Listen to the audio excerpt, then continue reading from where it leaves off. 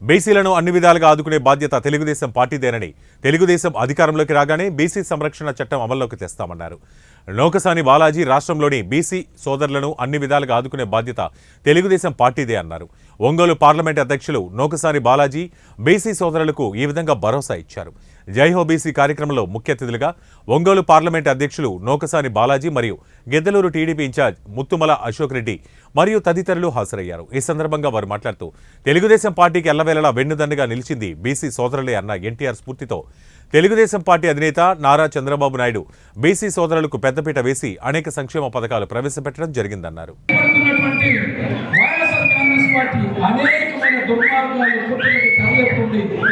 ప్రతి తెలుగుదేశం పార్టీ కార్యకర్త, జనసేన కార్యకర్త అప్రమత్తంగా ఉండి దుష్ప్రచారాలు నమ్మకుండా తెలుగుదేశం జనసేనని అధికారంలో చేసుకోవాలని కోరుకుంటూ సోదరుడు అశోక్ రెడ్డి గారిని కూడా మంచి మెజార్టీ గెలిపించుకొని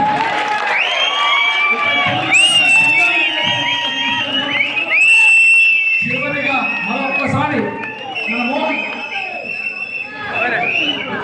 మోహన్ ఈ సమయంలో స్వచ్ఛందంగా ముందుకు వచ్చి నేను అశోక్ రెడ్డితో తోడుగా ఉంటాను, అశోక్ రెడ్డికి బాసటగా నిలుస్తాను, బలహీన వర్గాన్ని పార్టీలోకి తీసుకొస్తాను, చంద్రబాబు నాయుడు గారి అధికారంలోకి వస్తే బడుగుల సంక్షేమం, ఆత్మగౌరవం, మర్యాద, భద్రత, అభివృద్ధి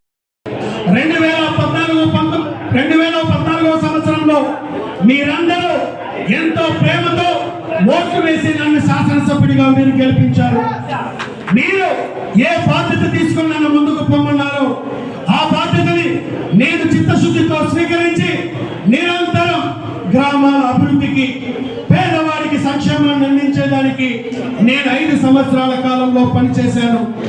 ఆ రోజు మన నియోజకవర్గ అభివృద్ధికి 1370 కోట్ల రూపాయలతో మనం అభివృద్ధి చేసుకున్నాం. ఆ రోజు ఈ రోజు నేను నిరంతరం మీ నియోజకవర్గంలోనే ఇక్కడే స్థానికంగా ఉండేటువంటి మీ బిడ్డలు నేను మీతో పుట్టు ఉన్నాను.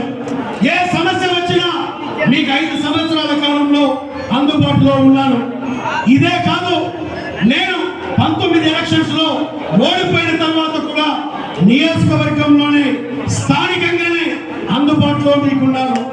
నేను ఒకటే చెప్తా ఉన్నాను, నేను మీ బిడ్డని, మీ స్థానికుడు. నేను రేపటి ఎన్నికలలో మనకి మాయ మాటలు చెప్పి మనతో మభ్యపెట్టి రేపటి రోజు మరలా మోసగించేదానికి వైఎస్ఆర్ కాంగ్రెస్ పార్టీ సంసిద్ధంగా ఉంది.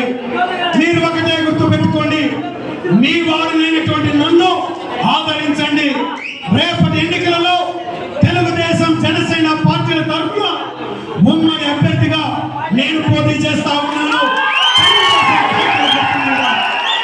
మీరు రేపు నన్ను గెలిపించినట్లయితే నేను గతంలో చేసిన అభివృద్ధి కంటే 2 అభివృద్ధి చేస్తాను. నేను గతంలో పేదవాడికి అందించినటువంటి సంక్షేమం కంటే 2 నేను సంక్షేమాన్ని అందిస్తాను. ఆ రోజు గిద్దలూరులో త్రాగునీటి సమస్య కోసం 100 కోట్లు, అలాగే ప్రతి మండలం, ప్రతి గ్రామంలో త్రాగునీటి సమస్య పరిష్కరించిన దానికి 400 కోట్ల నిధులు పెట్టాను. ఈ ప్రభుత్వం అధికారంలోకి వచ్చిన తర్వాత ఈ నిధులని రద్దు చేసింది.